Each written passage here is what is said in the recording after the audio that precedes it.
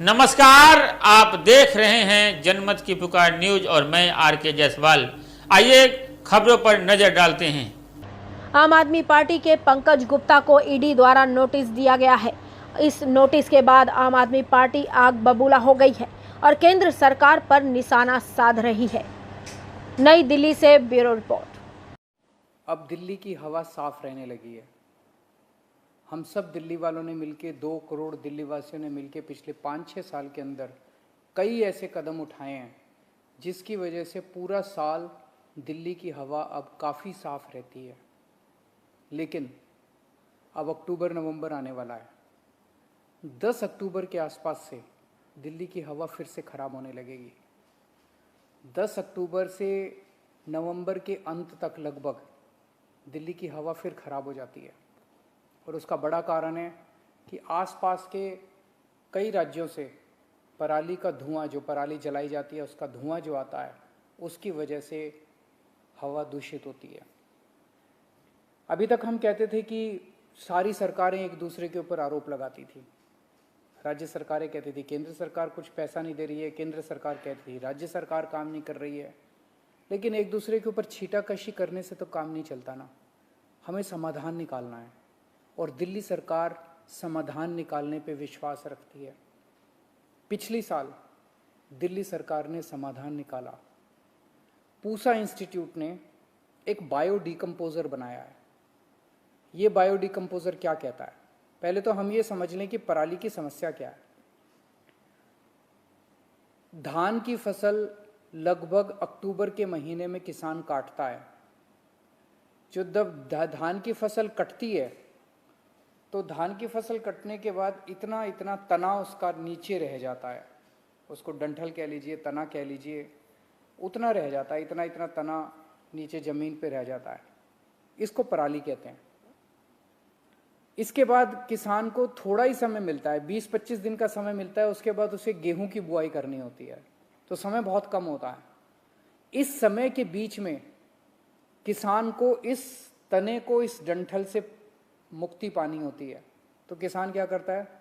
तीली जला के आग लगा देता है और ये सारी जल जाती है, पराली सारी जल जाती है, खेत साफ हो जाता है और किसान दोबारा गेहूं की बुआई कर लेता है। इसकी वजह से धुआं पैदा होता है। अभी तक हम लोगों ने किसानों को टारगेट किया। जो किसान अपने खेत को जलाएगा उस पर पेनल्टी लगाई जाएगी। सरकारों ने क्या किया? दोष सारा सरकारों का है, दोष किसान का नहीं है। सरकारों को समाधान देना चाहिए था, सरकारों ने समाधान नहीं दिया, सरकारें दोषी हैं। पिछले साल दिल्ली सरकार ने समाधान निकाला। पूसा इंस्टीट्यूट ने एक बायो डिकम्पोजर बनाया है, बेहद सस्ता है। उस बायो डिकम्पोजर को हमने दिल्ली में टेस्ट किया। दिल्ली में 39 गांवों में 39 विलेजेस, 39 गांव में हमने 1935 एकड़ जमीन के ऊपर इस बायो डिकम्पोजर का छिड़काव किया। इस बायो डिकम्पोजर का छिड़काव करने से जो डंठल है ये गल जाता है और गलने के बाद जमीन तैयार हो जाती है दोबारा बुआई करने के लिए। इस डंठल को काटना नहीं पड़ता, इस डंठल को जलाना नहीं पड़ता।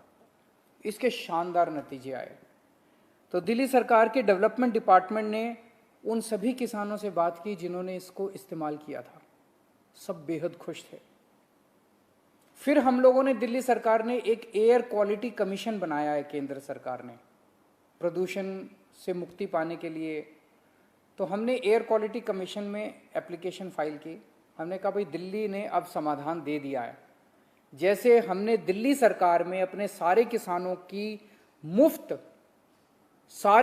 को मुफ्त हम लोगों ने बायो डिकम्पोजर का छिड़काव उनके खेतों पे कराया, ऐसे ही आस पड़ोस के सारे राज्य सरकारों को निर्देश दिए जाएं कि वो भी अपने अपने किसानों के खेतों में मुफ्त बायो डिकम्पोजर का छिड़काव करें। तो एयर क्वालिटी कमीशन ने कहा भाई आप कह रहे हो बड़ा अच्छा है, इसका थर्ड पार्टी ऑडिट होना चाहिए, कोई इंडिपेंडेंट एजेंसी से ऑडिट कराओ। तो दिल्ली सरकार ने केंद्र सरकार की एक एजेंसी से कहा, वेबकॉस केंद्र सरकार की एक संस्था है, हमारी नहीं है, दिल्ली सरकार का उस पर कोई कंट्रोल नहीं है। वेबकॉस एक एजेंसी है केंद्र सरकार की, उसको कहा कि आप इसका ऑडिट कीजिए, आप इसकी जांच कीजिए और देखिए कि जो दिल्ली सरकार ने ये बायोडिकम्पोजर का इस्तेमाल किया है, क्या ये अच्छा है, इसके क्या नतीजे हैं। वेबकॉस की अब रिपोर्ट आई है, उन्होंने पूरी अपनी जांच कर ली है। उन्होंने जांच लगभग 4 जिलों के 15 गांवों में जाके उन्होंने 79 किसानों से बात की और 79 किसानों से बात करने के बाद उन्होंने साफ साफ अपनी रिपोर्ट में लिखा है, केंद्र सरकार की एजेंसी ने लिखा है कि बायोडिकम्पोजर का इस्तेमाल करने से दिल्ली के किसान बेहद खुश हैं।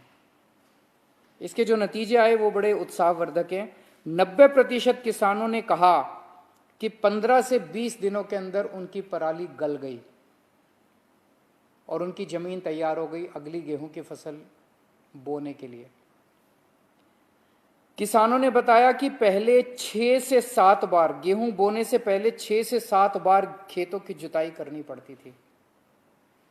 बायोडिकम्पोजर को इस्तेमाल करने से 1 से 2 बार जुताई करने से ही काम चल गया, फायदा हुआ बहुत। खेतों में जो ऑर्गेनिक कार्बन था उसकी मात्रा पहले से 40% तक ज्यादा मात्रा बढ़ गई। ऑर्गेनिक कार्बन भी बढ़ गया बायोडिकम्पोजर को इस्तेमाल करने से। बायोडिकम्पोजर को इस्तेमाल करने से वो पराली जो है वो एक तरह से खाद के रूप में कन्वर्ट हो गई और तो 40% तक वृद्धि हुई कार्बन के कंटेंट में। नाइट्रोजन की मात्रा 24% तक बढ़ गई उसमें मिट्टी में। बैक्टीरिया जो है 7 गुना बैक्टीरिया बढ़ गया।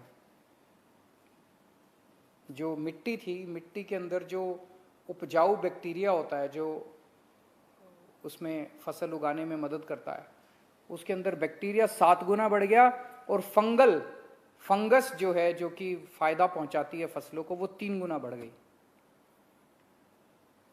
मिट्टी की क्वालिटी जो है उसमें इतना सुधार हुआ कि गेहूं का अंकुरन 17 से 20% तक बढ़ गया। लगभग आधे किसानों ने यह स्वीकार किया कि बायोडिकम्पोजर को इस्तेमाल करने से जो डीएपी खाद है वो पहले ये लोग 46 किलो प्रति एकड़ इस्तेमाल करते थे, वो घट के 36 से 40 किलो प्रति एकड़ हो गई। मतलब फर्टिलाइजर खाद का भी इस्तेमाल कम हो गया, खाद भी कम इस्तेमाल करनी पड़ी। और ओवरऑल गेहूं की प्रोडक्शन बायोडिकम्पोजर का इस्तेमाल करने से जब अगली गेहूं की फसल आई उसमें लगभग 8% की वृद्धि हुई है।